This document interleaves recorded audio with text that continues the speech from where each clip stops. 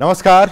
नया सवेरा के एक और विशेष अंक में आप सभी दर्शकों का बहुत बहुत स्वागत है। एक बार फिर से हम हाजिर हैं। मैं हूं असीम मिश्रा और मेरे साथ मेरी सहयोगी आंचल। नमस्कार। शुक्रिया असीम और सुप्रभात हमारे सभी दर्शकों को। हालांकि खबरों की अगर बात करें तो सबसे पहले हम बात करेंगे इंदौर को लेकर, जिस तरह वहां पर हादसा हुआ है तो क्या वजह रही और किस तरह से आगे अभी वहां पर बचाव और तलाशी अभियान चल रहा है, उसको लेकर भी हम करेंगे बात। इस पर रहेगी हमारी खास नजर। और साथ ही साथ देखिए G20 की जो मीटिंग्स हैं अलग अलग कार्य समूहों की, वो अलग अलग शहरों में हो रही है, उसका क्या कुछ ताज़ा अपडेट है वो हम आपको बताएंगे। और साथ ही साथ एक बहुत ही महत्वपूर्ण आंचल, जो भारत की जो विदेश व्यापार की नीति कैसी हो, इसको लेकर एक नई विदेश व्यापार नीति की आज घोषणा की जाएगी। जो केंद्रीय मंत्री पीयूष गोयल है वो इसकी घोषणा करने वाले हैं। 5 साल का खाका है जिससे वो आज खींचने वाले हैं। और साथ ही बात करेंगे जो सबके सर चढ़कर बोलता है, जिसका खुमार यानी कि IPL को लेकर आज उसका 16वां संस्करण जो है वो शुरू होने वाला है। कुछ नया बदलाव है, क्या बदलाव है उसको जानने के लिए आप जुड़े रहिए नया सवेरा के साथ। लेकिन सबसे पहले निकालते हैं टॉप स्टोरीज यानी कि सुर्खियों पर। इंदौर के मंदिर हादसे में 35 लोगों की मौत, 16 घायल, एक की तलाश जारी। राहत के काम में जुटे सेना, NDRF और SDRF। प्रधानमंत्री ने की मृतकों के परिजनों के लिए 2 लाख और घायलों के लिए 50-50 हजार रुपए अनुग्रह राशि की घोषणा।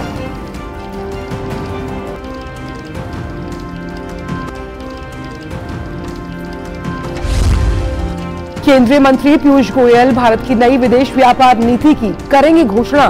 वैश्विक व्यापार में मंदी के बीच निर्यात को बढ़ावा देने पर होगा जोर। अगले 5 साल के लिए होगी ये नई नीति।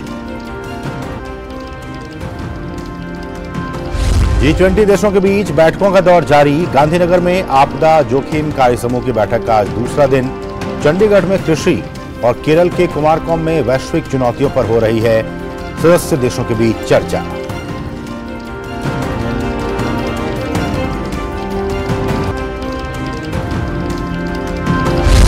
पूर्व अमेरिकी राष्ट्रपति डोनाल्ड ट्रंप पर लटकी गिरफ्तारी की तलवार। हश मनी मामले में चलेगा आपराधिक मुकदमा। ट्रंप ने खुद को बताया निर्दोष।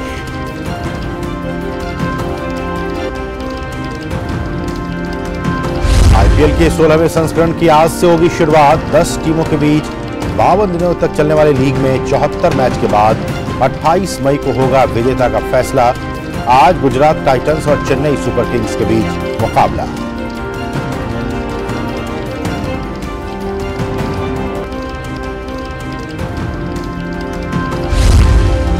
मैड्रिड मास्टर्स में 2 भारतीय बैडमिंटन खिलाड़ियों ने बनाई क्वार्टर फाइनल में जगह। महिला एकल में PV सिंधु ने अंतिम 8 में किया प्रवेश। पुरुष एकल में साई प्रणीत को हराकर किदाम्बी श्रीकांत की क्वार्टर फाइनल में।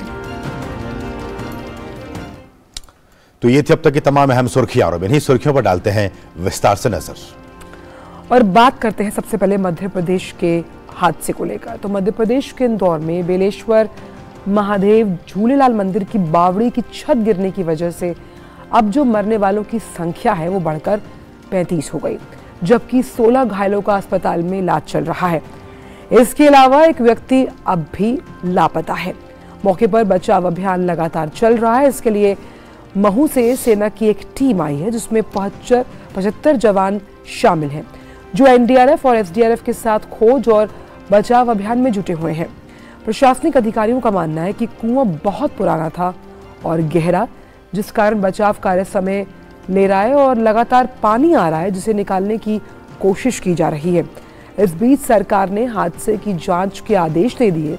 मध्य प्रदेश की सरकार ने मृतकों के परिजनों को 5-5 लाख और घायलों को 50-50 हजार रुपए मुआवजा देने की घोषणा की गई।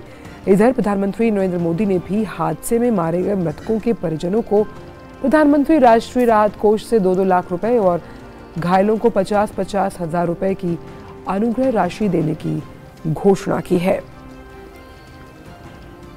अभी तक 35 ऐसे लोगों का ना मृत्यु का ना पुष्टि हुई है एंड मिसिंग पर्सन का लिस्ट में ना 1 पर्सन का ना अभी ना मिसिंग आ रहा है। आर्मी की लगभग ना आई थिंक 75 लोग आए थे।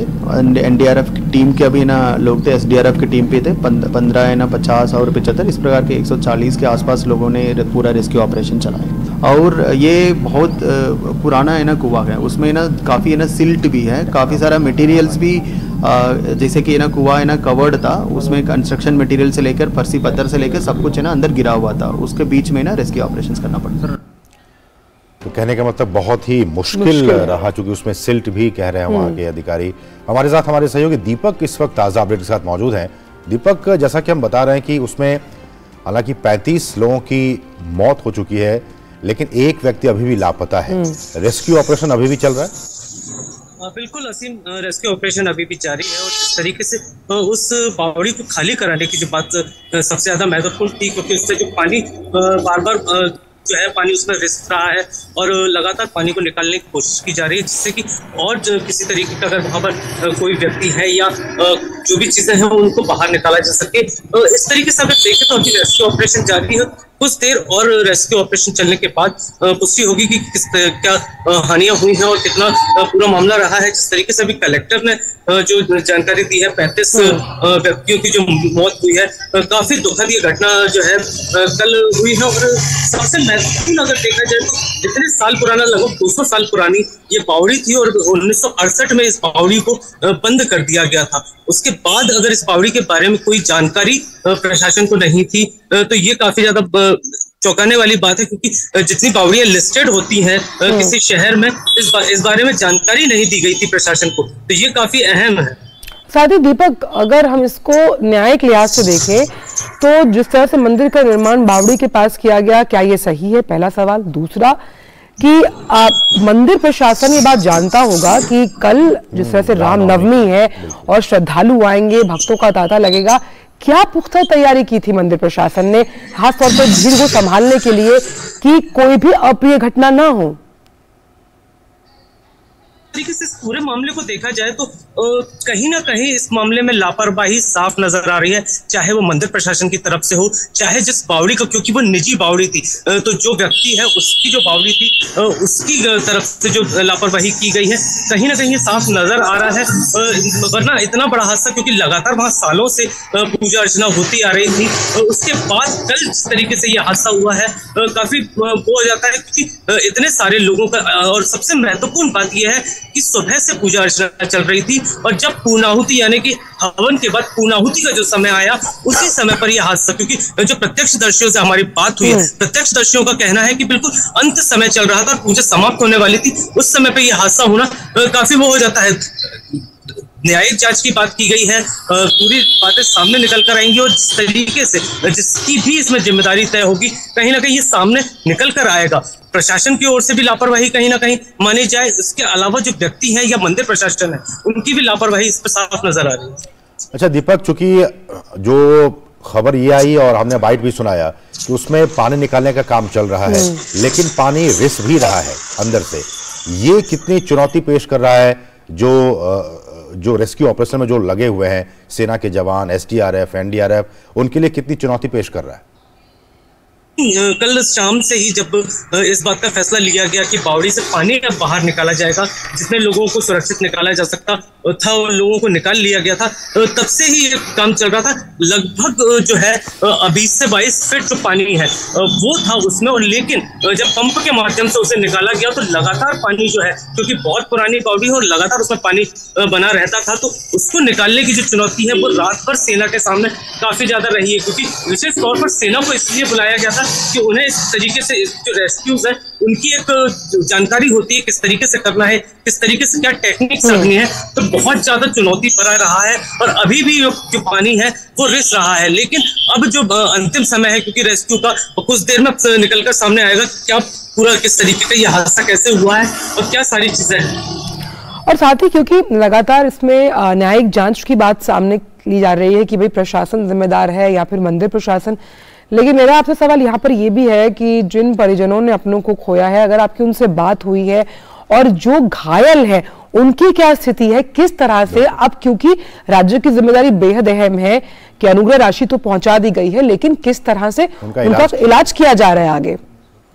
बिल्कुल आजकल जिस तरीके से इलाज की बात की जाए तो जो इंदौर का सबसे बड़ा अस्पताल है एमवाई अस्पताल, वहां पर घायलों को ले जाया गया था तुरंत और वहां पर इलाज जारी है। लगातार जो प्रशासनिक व्यक्ति हैं या जो जनप्रतिनिधि हैं वो घायलों के पास पहुंच रहे हैं। मध्य प्रदेश सरकार के कई मंत्री थे, सांसद इंदौर थे, वो लोगों के पास पहुंचे और कोई भी उन्हें तकलीफ ना हो, इस बात की विशेष तौर पर वहां पर जानकारी ली जा रही है और लोगों को ढांढस दी जा रही है, क्योंकि जितने परिजन हैं जिन्होंने अपनों को खोया है, हमने देखा कि एक 48 साल की महिला थी और उसकी 13 साल की बच्ची थी, उसने अपनी जान गंवाई।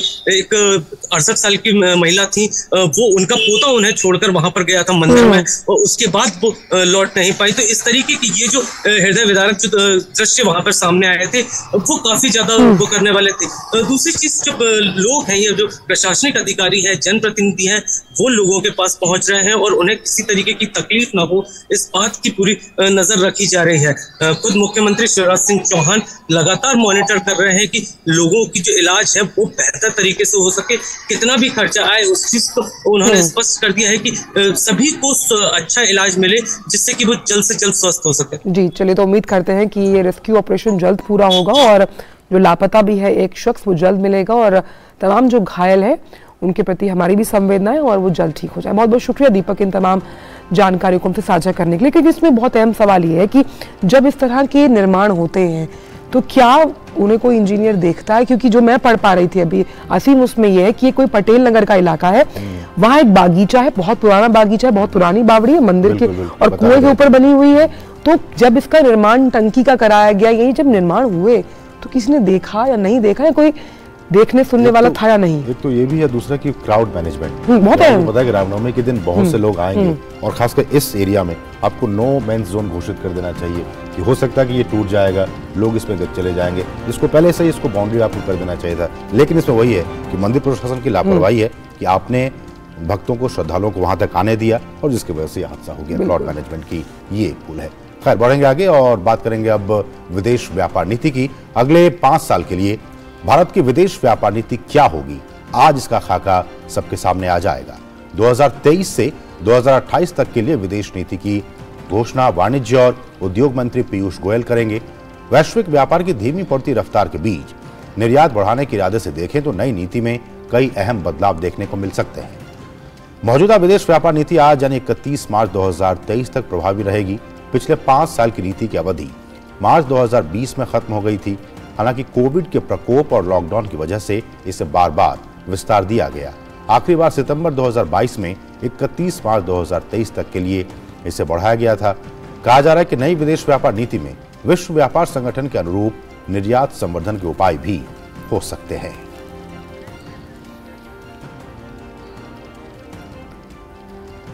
तो बात पश्चिम बंगाल की करते हैं, जहां हावड़ा में रामनवमी जुलूस के दौरान भारी हंगामे की खबर सामने आई। रामनवमी के मौके पर हावड़ा के शिवपुर इलाके में शोभा यात्रा निकाली गई। शोभा यात्रा पर अचानक से कुछ असामाजिक तत्वों ने पथराव कर दिया, जिससे वहां का माहौल तनावपूर्ण हो गया। देखते ही देखते पूरा इलाका रण क्षेत्र में परिवर्तित हो गया। दोनों पक्षों की ओर से जमकर पत्थरबाजी हुई। इसके बाद कई वाहनों में तोड़फोड़ की गई और फिर उसे आग के हवाले कर दिया गया। कई लोगों के घायल होने की भी खबर है। सूचना मिलते ही स्थानीय पुलिस मौके पर पहुंची और स्थिति को नियंत्रित करने की कोशिश करने लगी, जिसे देखते हुए प्रशासन की ओर से बड़ी संख्या में पुलिस बल को तैनात कर दिया गया। हालांकि पत्थरबाजी और आगजनी की वजह से अभी हावड़ा के शिवपुर इलाके में दहशत और तनाव का माहौल व्याप्त है। रामनवमी जुलूस के दौरान हंगामे के बाद बड़ी संख्या में पुलिस कर्मियों ने इलाके में फ्लैग मार्च किया है। भाजपा के आईटी सेल के प्रमुख अमित मालविया ने हावड़ा की घटना के लिए मुख्यमंत्री ममता बनर्जी को सीधे तौर पर जिम्मेदार ठहराया। ममता बनर्जी बतौर बंगाल के मुख्यमंत्री और गृह मंत्री इस हिंसा के लिए सीधे तौर पर जिम्मेदार हैं। जब बंगाल में 10,000 से अधिक रामनवमी के जुलूस निकल रहे हैं, उस दिन ममता बनर्जी हिंदुओं की भावनाओं को, उनकी आस्थाओं को दरकिनार करके धरने पर बैठी हुई थी। जब उनको प्रशासन और पुलिस बंदोबस्त देखना चाहिए था, तो वो राजनीति कर रही थी। साथ ही में उन्होंने हिंदुओं को ये हिदायत भी दी कि मुसलमान इलाकों से ना गुजरे। आज़ाद हिंदुस्तान में मुसलमान इलाके क्या होते हैं ये हमारी समझ से परे है, लेकिन उन्होंने कहा कि रमज़ान के महीने चल रहे हैं, इसलिए मुस्लिम इलाकों को ना छुआ जाए। और बात करते हैं सूरत की, तो सूरत कोर्ट में 2 साल की सजा मिलने के बाद अब कांग्रेस नेता राहुल गांधी को कोर्ट जो है उसमें पटना कोर्ट ने समन भेजा है। एमपी एमएलए कोर्ट ने उन्हें 12 अप्रैल तक पेश होने के लिए कहा। यह मामला भी मोदी सरनेम पर की गई टिप्पणी से ही जुड़ा है। भाजपा सांसद और बिहार के पूर्व उप मुख्यमंत्री सुशील कुमार मोदी ने 2019 में केस किया था। उन्होंने आरोप यह लगाया था कि 2019 में चुनावी प्रचार के दौरान राहुल गांधी के भाषण के दौरान दिए गए बयान से वो काफी आहत हुए थे। 12 अप्रैल 2023 को कांग्रेस के वरिष्ठ नेता श्री राहुल गांधी को मेरे द्वारा दर्ज मानहानि के मुकदमे में पटना के एमपी एमएलए कोर्ट के अंदर उपस्थित होकर अपना बयान दर्ज कराना है। पटना के एमपी एमएलए कोर्ट ने उनको समन किया है कि वो उपस्थित होकर और सेक्शन 317 सीआरपीसी के तहत अपना बयान दर्ज कराएं। ज्ञातव्य है कि कर्नाटक के कोलार में एक चुनावी सभा में भाषण देते हुए उन्होंने कहा था कि सारे मोदी चोर हैं। इस मामले को लेकर मैंने भी एक मानहानि का मुकदमा पटना के सीजेएम कोर्ट में दर्ज कर रखा है। और यहाँ रुके एक छोटे से ब्रेक के लिए, आप देखते रहिए डीडी न्यूज। डिजिटल बैंकिंग का है जमाना, टाइम है बचाना। डिजिटल बैंकिंग है आसान, करो चाहे कोई भुगतान, एनी टाइम एनीवेयर, सेफ है, फास्ट है, हर पेमेंट उंगलियों पे सेट है। लेन देन के हैं ऑप्शंस कई, IMPS, NEFT, UPI भी। 24 घंटे करते ये काम, पेमेंट आसान और रहे आराम। RBI कहता है जानकार बनिए, सतर्क रहिए। जन औषधि केंद्रों पर मिलने वाली दवाओं की कीमत बाजार में जो दवाएं मिलती हैं उसी क्वालिटी की, लेकिन जन औषधि केंद्र में 50% से 90% तक उसकी कीमत कम होती है। भारतीय जन औषधि परियोजना के अंतर्गत अब तक देश भर में हजारों जन औषधि केंद्र खोले जा चुके हैं, जहां पर 1759 से अधिक दवाइयां और 280 सर्जिकल उपकरण बहुत ही कम कीमतों पर उपलब्ध हैं। अधिक जानकारी के लिए जन औषधि सुगम मोबाइल ऐप को डाउनलोड करें या टोल फ्री नंबर पर कॉल करें। सस्ती एवं उत्तम दवाएं जन औषधि केंद्र से लाएं। ब्रेक के बाद सभी का स्वागत। बढ़ेंगे आगे। भारत की G20 अध्यक्षता में चंडीगढ़ में चल रही कृषि कार्य समूह की बैठक का आज आखिरी दिन है। कृषि प्रतिनिधियों के इस दूसरी बैठक में 9 सदस्य राष्ट्र और 10 आमंत्रित देशों के साथ 10 अंतर्राष्ट्रीय संगठनों के प्रतिनिधि हिस्सा ले रहे हैं। बैठक में 8 सदस्य देश विज्ञप्ति का मसौदा तैयार करने पर अपना ध्यान केंद्रित करेंगे, जो 4 विषयगत क्षेत्रों की जरूरतों को पूरा करने और समस्याओं को हल करने से संबंधित होगा। इनमें खाद्य सुरक्षा और पोषण, जलवायु के प्रति स्मार्ट दृष्टिकोण के साथ टिकाऊ कृषि, समावेशी कृषि मूल्य श्रृंखला और खाद्य प्रणाली के साथ कृषि परिवर्तन के लिए डिजिटलीकरण शामिल है। ये कार्यक्रम सदस्य देशों के लिए एक साथ आगे आने, कृषि और खाद्य सुरक्षा के लिए एक स्थायी भविष्य तय करने की दिशा में काम करने का एक प्रमुख मंच प्रदान करता है। बैठक के अलावा प्रतिनिधियों को चंडीगढ़ की समृद्ध सांस्कृतिक विरासत से भी रूबरू कराया जाएगा। हमारे साथ हमारे सहयोगी अनुज यादव इस प्रोग्राम को कवर करने के लिए चंडीगढ़ में मौजूद हैं। अनुज, आपका स्वागत है नया सवेरा में। और चूंकि आप कृषि को बहुत ही करीब से और बारीकी से कवर करते आ रहे हैं, जो 4 विषयगत क्षेत्र हैं जिस पर कि इन दिनों में वहां पे चर्चाएं हुई, इस पर विचार विमर्श किया गया, चाहे वो डिजिटलीकरण की बात हो, एग्रीकल्चर में फूड सिक्योरिटी की बात हो, इन तमाम क्षेत्रों में भारत का रुख क्या रहा और बाकी देशों का रुख क्या रहा? देखिए असीम, सबसे बड़ी बात है कि कृषि के क्षेत्र में जो वैश्विक चुनौतियां आज सभी के सामने हैं, उसका समाधान सभी देश मिलकर चाहते हैं। और सबसे बड़ी बात यह है कि भारत इसकी अगुवाई कर रहा है, G20 की अध्यक्षता कर रहा है।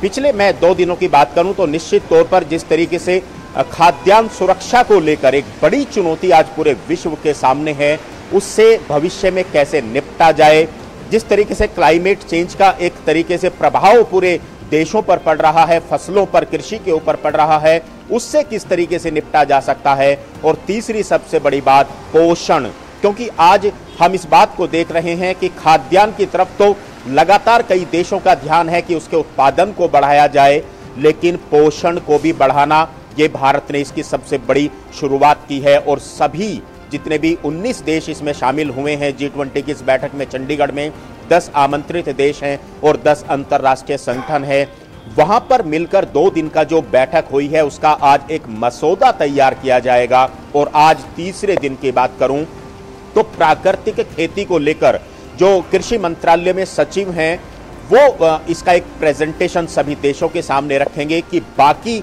जिस प्रकार की खेती और टेक्नोलॉजी के उपयोग से लगातार उसको बढ़ावा मिल रहा है, उसी के साथ साथ प्राकृतिक खेती को भी बढ़ावा दिया जाए, उसका एक प्रेजेंटेशन होगा। और 3 दिन की आज ये, क्योंकि आज समापन है इस दूसरी बैठक का, कृषि डेप्यूटी मीटिंग का, इसके बाद शाम को हर रोज की तरह एक सांस्कृतिक कार्यक्रम का भी डेलीगेट्स के लिए आयोजन किया जाता है। चंडीगढ़ के आसपास के जो यहाँ पर रॉक गार्डन का मुआयना कराया गया था, कल सुखना लेक के अंदर डेलीगेट्स आए थे और काफी एंजॉय किया। वहाँ जो पारंपरिक भोजन है, मिलेट्स भोजन है, उसका भी स्वाद जो है यहाँ के जो मिलेट्स का है उसका डेलीगेट्स ने चखा। और आज का जो कार्यक्रम शाम का रहेगा, लंबी बैठकों के बाद असीम, वो रहेगा यादवेंद्र गार्डन के अंदर। और सबसे बड़ी बात यही है कि मिलेट्स का जो एक बेड़ा उठाया है भारत ने और मिलेट्स ऑफ द ईयर मना रहा है, इंटरनेशनल ग्रुप के ईयर में भारत, निश्चित तौर पर दुनिया के सभी देशों के प्रतिनिधियों ने मिलेट्स को भी सराहा है और भविष्य के अंदर मिलेट्स खाद्यान्न सुरक्षा के लिए एक महत्वपूर्ण भूमिका निभाता हुआ नजर आएगा। बिल्कुल, और है भी अहम बात कि आप, क्योंकि पंजाब यानी कि व्हीट बास्केट ऑफ इंडिया है, लेकिन अनुज एक सवाल ये भी है, क्योंकि आप लगातार, हम कई बार इस बारे में बातचीत और चर्चा करते हैं कि पराली जलाने की जो समस्या है वो किसानों को बहुत प्रमुखता से परेशान करती है। ऐसे में कैसे इसको लेकर एक, हम कह सकते हैं, तकनीक के लिहाज से अहम दृष्टिकोण अपना सकते हैं, क्योंकि काफी देश उसमें मौजूद है जिनका मॉडल भारत अपना सकता है, जिनके पास अगर ये समस्या है तो कैसे उन्होंने इसका निवारण किया, इसको लेकर किस तरह का मंथन होने की उम्मीद है?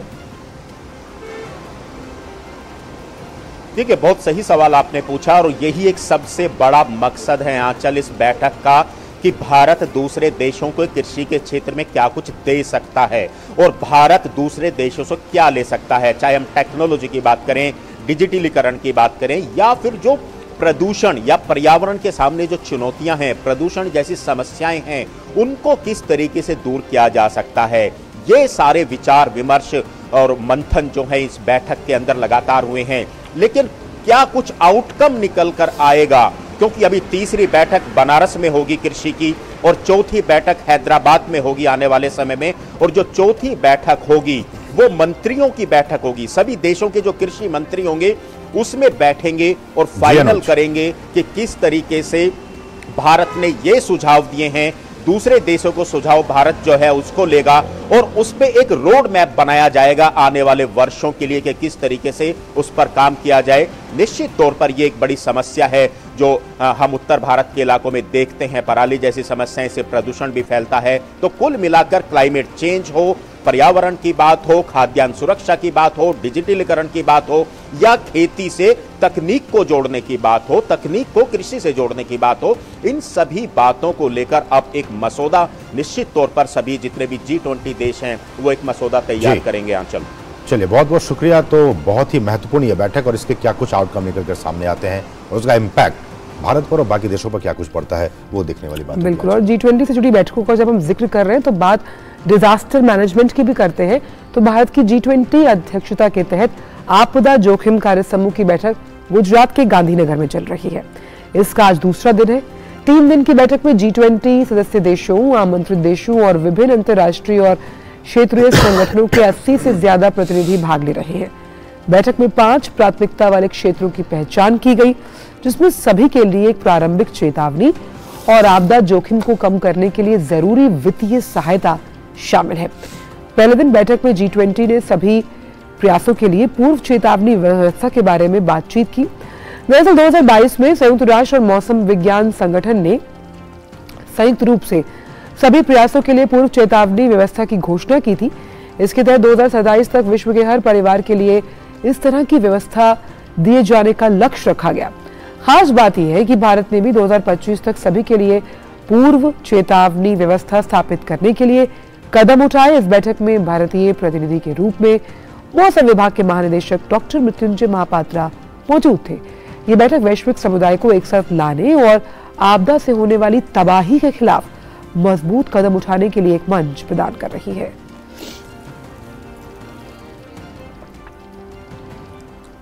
और भारत की G20 अध्यक्षता के तहत दूसरी शेरपा बैठक का पूर्ण सत्र आज सुबह केरल के कुमारकोम में शुरू होगा। विदेश राज्य मंत्री वी मुरलीधरन इस बैठक के उद्घाटन सत्र में विशेष भाषण देंगे।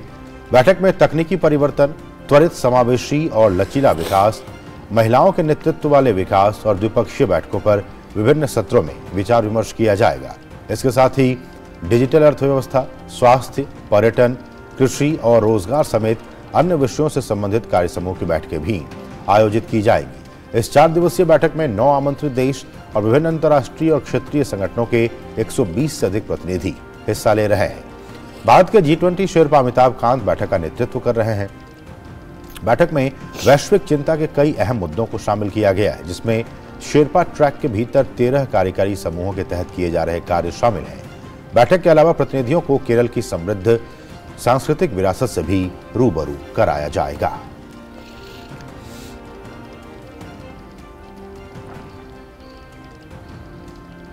राजस्थान हाईकोर्ट ने जयपुर में 13 मई 2008 में हुए सीरियल बम ब्लास्ट मामले में विशेष न्यायालय के आदेश को रद्द करते हुए जांच एजेंसी ATS को फटकार लगाई।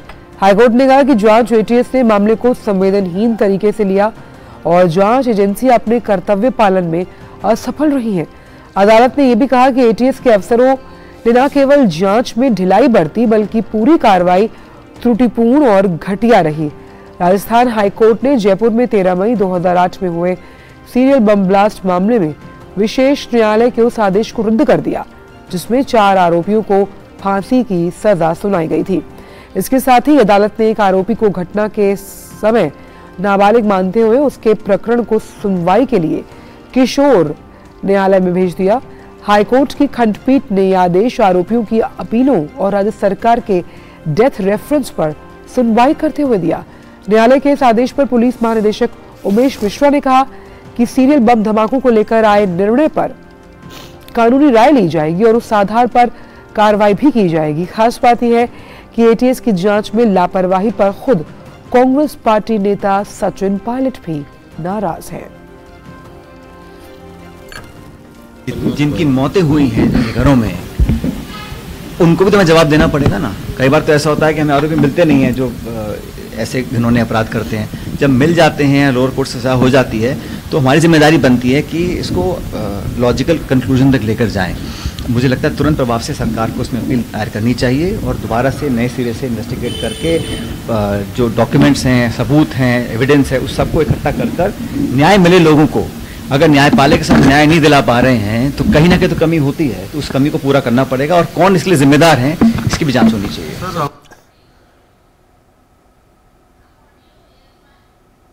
आपको याद है जब ब्लास्ट हुए थे, इतने लोगों की जान गई और फिर आरोपी को पकड़ा गया, इतने साल तक केस चला, लोअर कोर्ट ने इनको मौत की सजा सुनाई थी। तो फिर ये तो गृह मंत्रालय को या लॉ डिपार्टमेंट को आत्मचिंतन करना पड़ेगा कि इतनी मौत की सजा सुनाने के बाद भी अगर हाई कोर्ट में, जैसा कि मैंने अखबार में पढ़ा है, जो ऑर्डर आया है उसमें कहा है कि इन्वेस्टिगेशन शायद ढंग से नहीं हो पाई थी या एविडेंस पूरी तरह कोलैबोरेट नहीं कर पाए थे या कहीं कमियां रह गई थी, ये बहुत ही गंभीर इशू है। मैं समझता हूँ इसमें तो जिम्मेदार लोगों पर जांच होनी चाहिए कि ऐसा कैसे हुआ, क्योंकि अगर जो ब्लास्ट किसी ने तो किया होगा ना और उन लोगों को मौत की सजा सुनाई गई है लोअर कोर्ट से, तो सज़ा कम होना एक बात होता है या उसमें असहमति होना एक बात होता है, लेकिन उनको सबूतों की वजह से रिहा कर दिया गया है। और मुझे लगा कि जो जज ने सुनाया था वो भी पीड़ित थे, जो मैंने जो उनका स्टेटमेंट अखबार में पढ़ा है कि वो भी नहीं चाह रहे थे ऐसा हो, लेकिन अगर एजेंसीज काम नहीं कर पा रही हैं, सबूत इकट्ठा नहीं कर पा रही हैं, ढंग से उसको पुख्ता रूप से प्रस्तुत नहीं कर पा रही हैं, ये बहुत बड़ा विषय है, इस पर जाँच होनी चाहिए। गृह मंत्रालय, लॉ मिनिस्ट्री जो भी है, इसमें तो जाँच करनी पड़ेगी और संबंधित लोग, अधिकारी जो भी जिम्मेदार हैं उस पर कार्रवाई करनी चाहिए। और फिलहाल वक्त छोटे से ब्रेक का।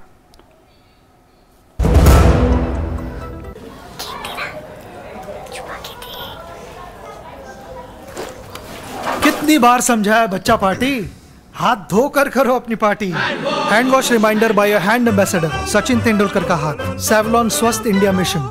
ये विशाल है ना, इसका सब प्रॉपर चलता है। कल उसके बैंक अकाउंट में 15,000 रुपए का फ्रॉड हुआ है, पता है? इसको तो कोई टेंशन ही नहीं होती है, देखना। टेंशन क्यों? मेरी कोई गलती नहीं थी। फिर भी फ्रॉड होने पर मैंने तुरंत बैंक को इन्फॉर्म कर दिया। आरबीआई कहता है अगर आपके अकाउंट से किसी ने धोखे से पैसे निकाले हैं तो बैंक को जल्द से जल्द इन्फॉर्म कीजिए। 3 दिन के अंदर इन्फॉर्म किया तो कोई नुकसान नहीं होगा। जितना लेट करोगे उतना ज्यादा नुकसान। और सुन, सब चलता नहीं है, प्रॉपर चलाना पड़ता है। RBI कहता है जानकार बनिए, सतर्क रहिए। और ब्रेक के बाद आपका फिर से स्वागत है। बात करते हैं अगली खबर की। प्रधानमंत्री नरेंद्र मोदी ने नई संसद भवन का कल रात निरीक्षण किया। लोकसभा अध्यक्ष ओम बिरला भी उनके साथ मौजूद थे। उन्होंने यहाँ करीब 1 घंटे से अधिक का समय गुजारा और निर्माणाधीन इमारतों के विभिन्न परिसरों का दौरा किया। उन्होंने संसद के दोनों सदनों में नई सुविधाओं का अवलोकन किया। इस दौरान उन्होंने निर्माण कार्य में लगे श्रमिकों से भी बातचीत की। प्रधानमंत्री नरेंद्र मोदी कल यानी 1 अप्रैल को भोपाल में भारतीय सेना की कमांडर कॉन्फ्रेंस में हिस्सा लेंगे। अपने भोपाल प्रवास के दौरान पीएम मध्य प्रदेश को पहली वंदे भारत ट्रेन की सौगात भी देंगे। भारतीय सेना की कमांडर कॉन्फ्रेंस का आयोजन भोपाल के कुशाभाऊ ठाकरे कन्वेंशन सेंटर में किया जा रहा है। शनिवार को प्रधानमंत्री नरेंद्र मोदी इस महत्वपूर्ण कॉन्फ्रेंस के अंतिम दिन इसमें शामिल होंगे।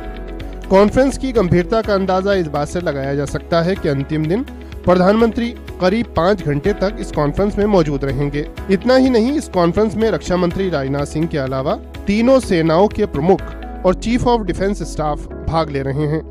भारतीय सेना की इस कमांडर कॉन्फ्रेंस के दौरान सेना के स्वदेशी आधुनिकीकरण पर आधारित एक प्रदर्शनी भी लगाई गई है। भोपाल प्रवास के दौरान प्रधानमंत्री इस प्रदर्शनी का भी अवलोकन करेंगे। मध्य प्रदेश का सौभाग्य है कि प्रधानमंत्री श्रीमान नरेंद्र मोदी जी फिर मध्य प्रदेश पधार रहे हैं। हमारी तीनों सेनाओं के कमांडर की कॉन्फ्रेंस यहाँ पे है भोपाल में 30, 31 और 1 तारीख को। और इस कॉन्फ्रेंस में CDS भी आ रहे हैं, तीनों सेनाओं के प्रमुख आ रहे हैं, हमारे रक्षा मंत्री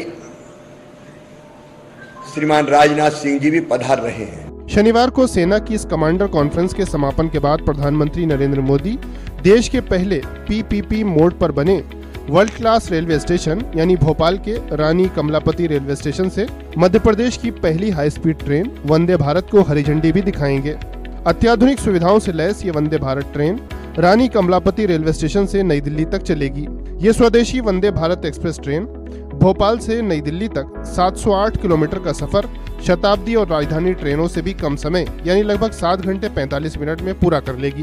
भोपाल से शताब्दी से सफर करने वाले यात्रियों का मानना है कि इस ट्रेन के चलने से समय की बचत होगी। इस दौरान प्रधानमंत्री छात्रों और रेलवे के पेंशन भोगियों से भी ट्रेन में संवाद करेंगे। छात्र इस वंदे भारत ट्रेन से विदिशा तक का सफर भी तय करेंगे। प्रधानमंत्री से मिलने और वंदे भारत ट्रेन के सफर को लेकर छात्रों में बहुत उत्साह है। मैं वंदे भारत ट्रेन को लेकर बहुत ज़्यादा एक्साइटेड हूँ। जब हमें पता चला कि 1 तारीख को वो हरी झंडी दिखाने वाले माननीय प्रधानमंत्री जी, तभी हमें बहुत खुशी हुई। जब हमें पता चला कि हम उनके साथ होंगे उस समय, तो मुझे उससे ज़्यादा खुशी हुई। मैं सबसे पहले अपने नरेंद्र मोदी जी को, प्रधानमंत्री नरेंद्र मोदी जी को बहुत बहुत थैंक यू कहना चाहूँगा कि उन्होंने मेक इन इंडिया योजना के तहत इतना बिगेस्ट प्रोजेक्ट हमें दिया है वंदे भारत एक्सप्रेस। मैं 1 अप्रैल को वहाँ जाकर उसको अपनी लाइव अपनी आंखों से देखूंगा। मैं बहुत भाग्यशाली समझती हूँ खुद को कि हमें उनके साथ मिलने का मौका मिलेगा, उनसे बातचीत करने का मौका मिलेगा। कुल मिलाकर शनिवार का दिन भारत की तीनों सेनाओं के लिए खास तो होगा ही, साथ ही देश के हृदय स्थल मध्य प्रदेश के रेल यात्रियों का हाई स्पीड ट्रेन का सपना भी साकार होगा। भोपाल का रानी कमलापति रेलवे स्टेशन देश का पहला वर्ल्ड क्लास रेलवे स्टेशन है। रेलवे के आधुनिकीकरण की तस्वीर इस रेलवे स्टेशन पर साफ नजर आती है।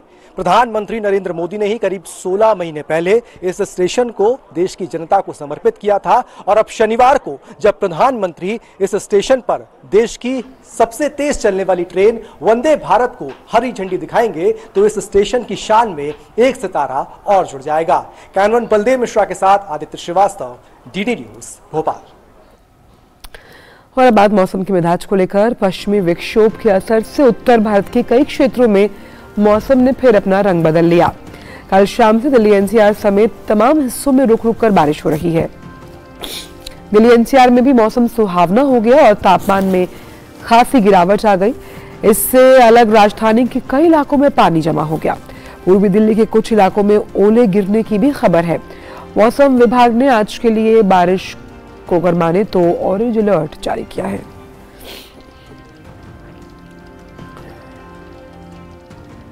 भाजपा के राष्ट्रीय अध्यक्ष जेपी नड्डा आज तेलंगाना और आंध्र प्रदेश में भाजपा जिला कार्यालयों का वर्चुअल तरीके से उद्घाटन करेंगे। जेपी नड्डा तेलंगाना के कांडी गांव, संगारेड्डी, जनगांव, वारंगल, भूपालपल्ली, महबूबाबाद और पड़ोसी आंध्र प्रदेश में अनंतपुर और चित्तूर में जिला इकाई कार्यालयों का उद्घाटन करेंगे। तो जेपी नड्डा का दक्षिण भारत में खासकर बीजेपी और उसका विस्तार कैसे हो सके इस पर जोर है और इसी कड़ी में आज के कार्यक्रम को आप देख सकते हैं कि जो सुदूर दक्षिण के जो इलाके हैं वहां भी जिला मुख्यालय पे जो भाजपा का जो कार्यालय है उसको खोलने की बात की जाए, क्योंकि भाजपा एक कार्य जो खास तौर पर जो उनके कार्यकर्ता है उनको बहुत अहमियत देती है और कार्यकर्ताओं से जुड़ी पार्टी मानती है कैसे संगठनात्मक लिहाज से उसे मजबूत करना। और अब तो मिशन दक्षिण है ही, आने वाला जो ये महीना है तो कर्नाटक विधानसभा चुनाव का है, मई की अगर बात करें तो उसको लेकर ये जो जिला मुख्यालय है काफी अहम रोल निभाएंगे। लेकिन अभी हम देख लेते हैं कि दुनिया भर से कुछ खास खबरें क्या कुछ है फटाफट अंदाज में।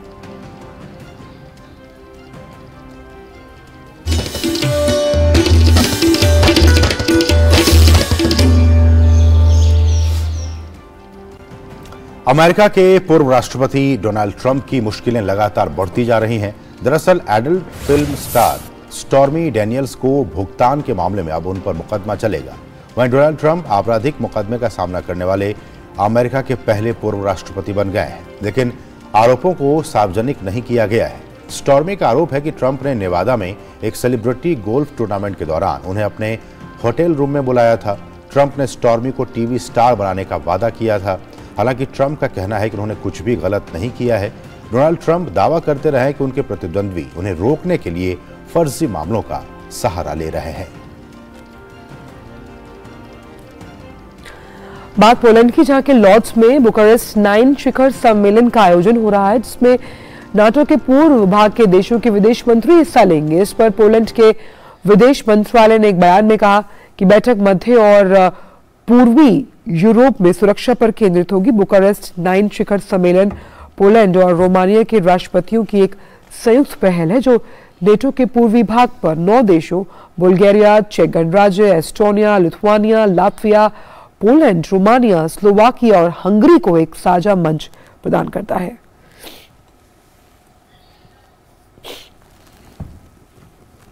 हैती में अमेरिका के 2 नागरिकों का अपहरण हो गया है। अमेरिकी विदेश विभाग के उप प्रवक्ता ने कहा है कि अमेरिकी प्रशासन हैती के अधिकारियों के साथ लगातार संपर्क में है। इससे पहले फ्लोरिडा के एक दंपति को भी अगवा किया गया था। अपहरणकर्ताओं ने फिरौती की मांग करते हुए उन्हें बंदी बना लिया था। हैती में राष्ट्रपति की हत्या के बाद, जोवेनेल की हत्या के बाद गिरोहों की ताकत में काफी बढ़ोतरी हुई है। गिरोहों की बढ़ती संख्या के कारण हैती में सुरक्षा स्थिति का संकट भी पैदा हो गया है।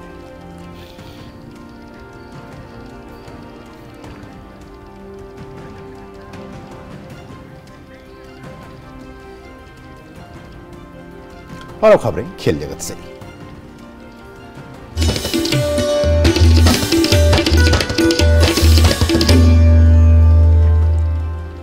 और स्पोर्ट्स ट्रैक में बात करते हैं आईपीएल के 16वें संस्करण की, जिसकी आज से शुरुआत होने जा रही है।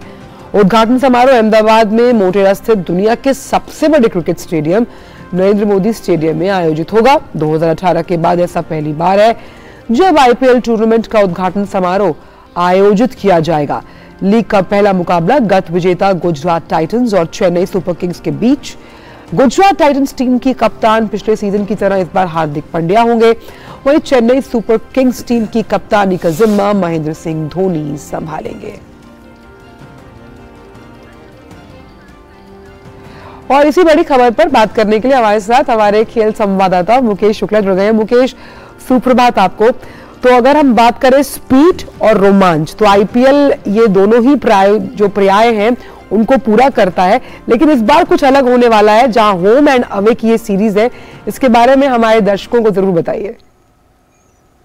गुड मॉर्निंग आंचल, गुड मॉर्निंग असीम। जिस तरह से आईपीएल एक ऐसा मंच है जहां पर फटाफट क्रिकेट की अगर हम बात करें तो इसका जितना भी आप मजा देख सकते हैं, तमाम टीमें इसमें खेलती हैं। गुजरात टाइटंस और चेन्नई सुपर किंग्स आज दोनों पहले मुकाबले से आगाज करेंगे। 16वां संस्करण है और आंचल जिस तरह से पूरा हिंदुस्तान या कहीं पूरा विश्व इसकी गिरफ्त में होता है। बहुत ही बेसब्री से फैंस इसका इंतजार करते हैं। आपको बताऊं, हॉटस्टार, जियो नेटवर्क, साथ ही साथ बड़े बड़े चैनल्स पे इसका जब ब्रॉडकास्ट किया जाता है तो एक अलग ही माहौल देखने को मिलता है। कई मुकाबले दिल्ली में होंगे तो दिल्ली के जो दिलवाले हैं वो भी जरूर जाकर के देखेंगे इन मुकाबलों को।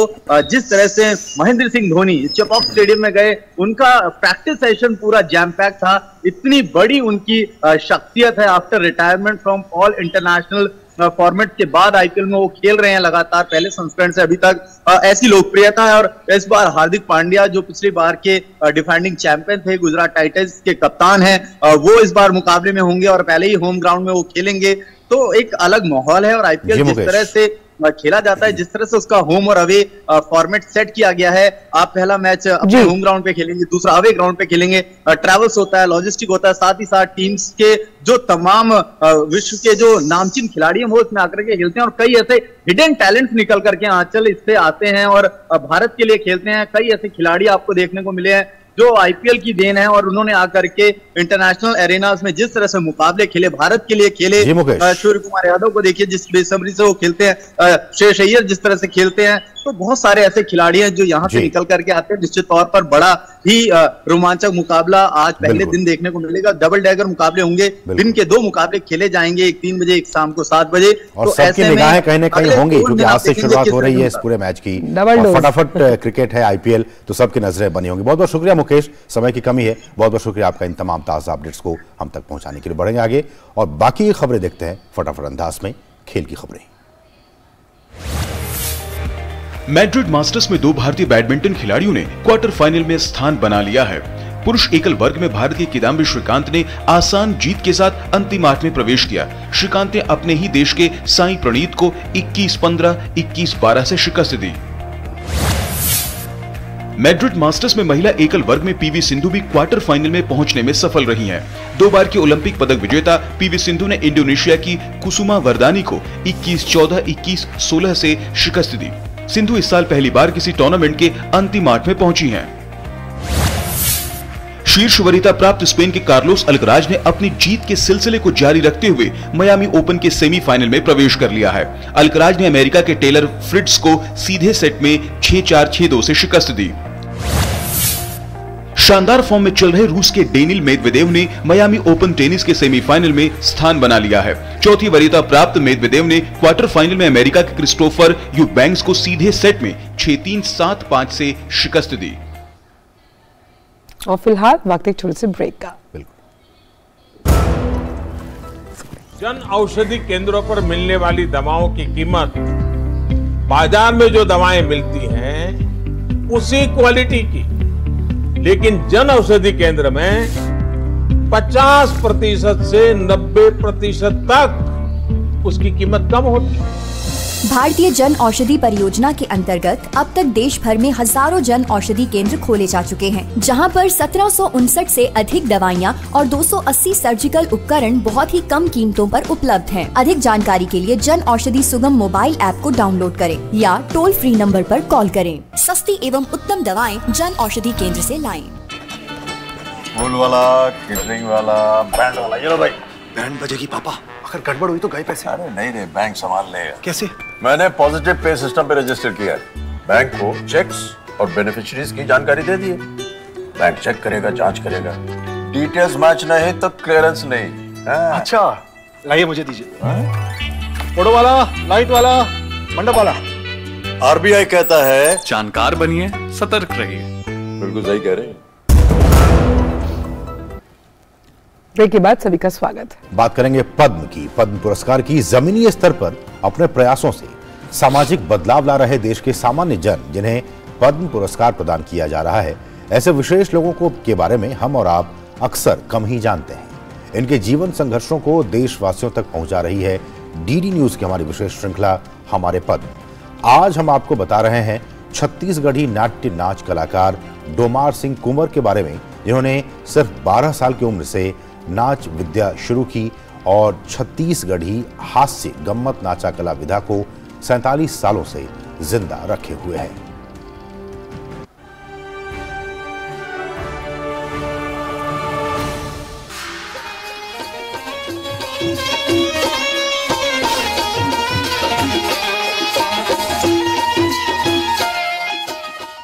छत्तीसगढ़ की विलुप्त होती नाचा नाट्य कला।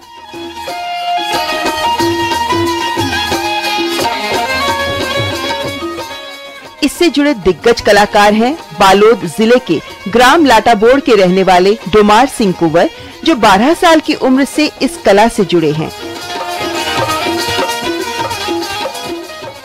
जय जवान जय किसान। और 5 दशक से नाचा कला का मंचों पर प्रदर्शन करते आ रहे हैं। तुम्हें सीख गए यार। यहाँ का रोड दादा 47 सालों से परी व डाकू सुल्तान की भूमिका निभाकर जीवित रखने के लिए प्रयासरत हैं। आपने 5000 से भी ज्यादा शो किए हैं, जिसमें इस कला का प्रदर्शन किया। मेरे पिताजी भी, मेरे दादाजी भी मेरा खानदान चला आ रहा है, तो उनसे मैं सुना, देखा, सीखा, और ये मूल है सब विधाओं का। क्योंकि उस समय, अब मेरे जमाने में भी, मेरे पिताजी के जमाने में भी एक सिर्फ नाच ही होता था मनोरंजन का साधन। मुझे लोग पहचानते हैं, इतना पहचानते हैं कि मेरे आवाज को भी जानते हैं। वो एक सुल्ताना डाकू का मैं रोल करता हूँ, वो जवानी से करते आ रहा हूँ अभी तक, और मुझे मेरा नाम से ज्यादा नहीं बुलाते, सुल्ताना जी करके भी बुलाते हैं। 74 वर्षीय डोमार सिंह कुंवर ने नाचा गम्मत को न सिर्फ जिया, बल्कि कई मंचों पर अपनी प्रतिभा का लोहा भी मनवाया। हम भी देखेंगे। अब वे नाचा गम्मत की अनोखी विरासत को कार्यशालाएं आयोजित कर बच्चों को सिखाकर इसे सहेजने का प्रयास कर रहे हैं। इसके साथ ही वे 150 से ज्यादा प्रेरणादायक लोकगीत, पर्यावरण, नशा मुक्ति, कुष्ठ उन्मूलन के गीत भी लिख चुके हैं। मुझे बहुत खुशी हुई है, और मुझे ही नहीं, मेरे जितने शागिर्द हैं, मुझसे जुड़े हुए कलाकार हैं, ऐसा लगता है कि ये पुरस्कार जो है सबको मिल गया। नाचा नाट्य ये एक ऐसी कला है जो छोटे छोटे कस्बों में जाकर अपनी कला के द्वारा लोगों को जागरूक करते हैं। और ऐसे लोग, डोमार सिंह कुंवर, पहले तो आपको बहुत बहुत धन्यवाद और शुभकामनाएं, जो आप इतने बरसों से ये सेवाएं करते हैं। सच्चे तो मैं ये कहती हूँ कि हमारे हिंदुस्तान के ये जो कलाकार है, सब यही तो हमारी उन्नति कर रहे हैं कला के क्षेत्र में। नाचा छत्तीसगढ़ की एक लोकप्रिय नाट्य कला विधा है। नाचा में कलाकार की भाव भंगिमा को महत्व दिया जाता है, और इसमें हास्य का पुट अहम है। पर मंत्र ला मने कैसा पता लगाना चाहिए सच है कि झूठ है। नाचा नाट्य कला के दिग्गज कलाकार डोमार सिंह कुंवर को पद्मश्री पुरस्कार के लिए हार्दिक बधाई।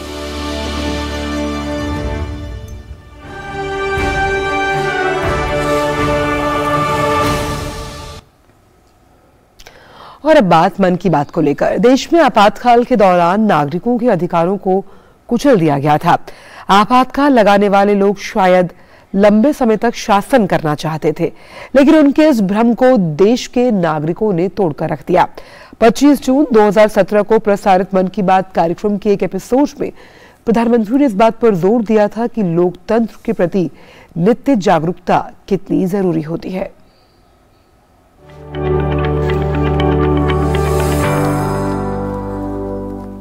Eternal vigilance is the price of liberty. लोकतंत्र के प्रति नित्य जागरूकता जरूरी होती है, और इसलिए लोकतंत्र को आघात करने वाली बातों को भी स्मरण करना होता है, और लोकतंत्र की अच्छी बातों की दिशा में आगे बढ़ना होता है। 1975 25 जून वो ऐसी काली रात थी जो कोई भी लोकतंत्र प्रेमी भुला नहीं सकता है, कोई भारतवासी भुला नहीं सकता है। एक प्रकार से देश को जेल खाने में बदल दिया गया था, विरोधी स्वर को दबोच दिया गया था। जयप्रकाश नारायण सहित देश के गणमान्य नेताओं को जेलों में बंद कर दिया था। न्याय व्यवस्था भी आपातकाल के उन भयावह रूप की छाया से बच नहीं पाई थी।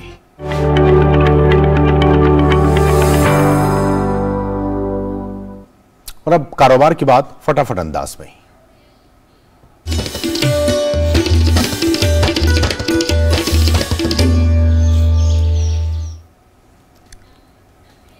तो 2017 और 2020 के बीच बैंकों और गैर बैंकिंग वित्त कंपनियां यानी कि NBFCs द्वारा डिजिटल मोड के माध्यम से ऋण वितरण की मात्रा में 12 गुना की वृद्धि हुई। ये जानकारी RBI पैनल की एक रिपोर्ट में दी गई है। केंद्रीय मंत्री पीयूष गोयल ने कहा है कि सर्दी की फसल आने के बाद सरकारी एजेंसियां 3 लाख टन प्याज खरीदेंगी। पिछले साल रबी फसल की कुल खरीद 2.5 लाख टन रही थी। नेशनल कोऑपरेटिव कंज्यूमर फेडरेशन और नेफेड को भी खरीफ फसल में होने वाले प्याज को खरीद कर स्टॉक बनाने का निर्देश दिया गया था, लेकिन बाजार में अभी बहुत ज्यादा प्याज उपलब्ध नहीं है। टाटा ग्रुप की एयर इंडिया को SBI और बैंक ऑफ बड़ौदा से 14,000 करोड़ रुपए का लोन मिला। एयर इंडिया को यह कर्ज घरेलू और विदेशी दोनों बाजारों में विस्तार के लिए दिया गया है। विस्तार योजना के तहत एयर इंडिया नए जहाज लेगी, किराए पर लेगी। कंपनी ने बोइंग और एयरबस को 470 विमानों का ऑर्डर भी दिया है। एलन मस्क द्वारा संचालित ट्विटर ने अपना नया paid API application programming interface platform free, basic और एंटरप्राइज एक्सेस टियर के साथ लॉन्च किया है।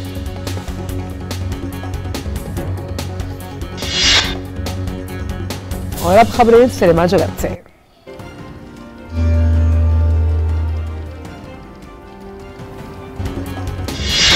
सुष्मिता सेन की एंजियोप्लास्टी को 1 महीना हो चुके हैं। एक्ट्रेस की तबीयत अब पहले से काफी बेहतर है।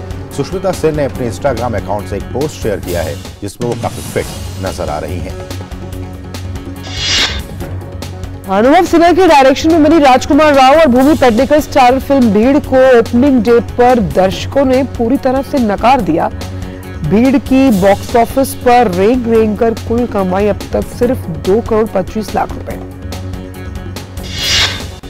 बी टाउन की फेमस एक्ट्रेस राधिका आप्टे आने वाले समय में वेब सीरीज मिसेज अंडरकवर में नजर आएंगी। गुरुवार को राधिका की सीरीज का ट्रेलर रिलीज हो गया है। हाल ही में आदित्य रॉय कपूर की फिल्म गुबराह का ट्रेलर हुआ रिलीज। मर्डर मिस्ट्री बेस्ड इस फिल्म में आदित्य रॉय कपूर मृणाल ठाकुर के साथ नजर आएंगे। तमिल में साल 2019 में रिलीज हुई। आदित्य और मृणाल की यह फिल्म 7 अप्रैल को दस्तक देगी। नेचुरल स्टार नानी की पैन इंडियन फिल्म दसरा, जिसका मतलब दशहरा है, आज सिनेमाघरों में रिलीज हो गई है। इस एक्शन फिल्म के ट्रेलर, टीजर, पोस्टर और अब नानी और कीर्ति सुरेश के शानदार परफॉर्मेंस ने दर्शकों को काफी इम्प्रेस किया है।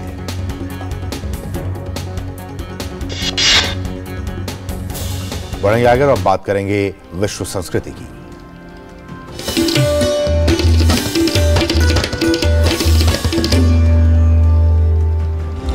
विश्व संस्कृति से पहले आपको बता दें मौसम का मिजाज क्या है। और मौसम की मिजाज की बात करें तो आज उत्तर भारत के कई,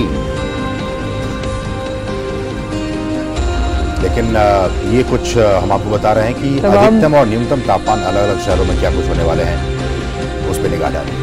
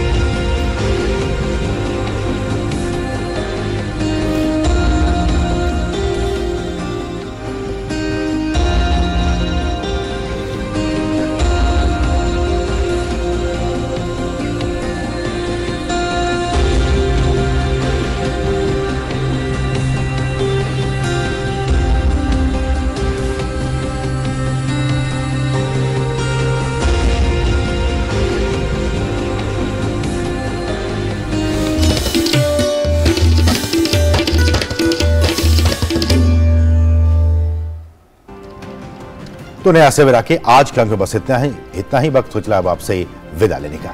लेकिन हमारी हमेशा प्रस्तुति होती है शुक्रवार को कि हम किसी हिंदी गाने का संस्कृत वर्जन आपको सुनाते हैं। तो आज का जो गीत है वो है किसी राह में किसी मोड़ पर। गीतकार आनंद बख्शी के इस बेहद प्रसिद्ध गीत को जो सुरों की मल्लिका है लता मंगेशकर ने अपनी सुरीली आवाज दी थी। क्यों? और बिल्कुल, और मेरे हमसफर फिल्म का ये गीत अगर आपको संस्कृत में सुनने का मिल जाए तो आपका अवश्य ही एक सुखद अनुभव होगा।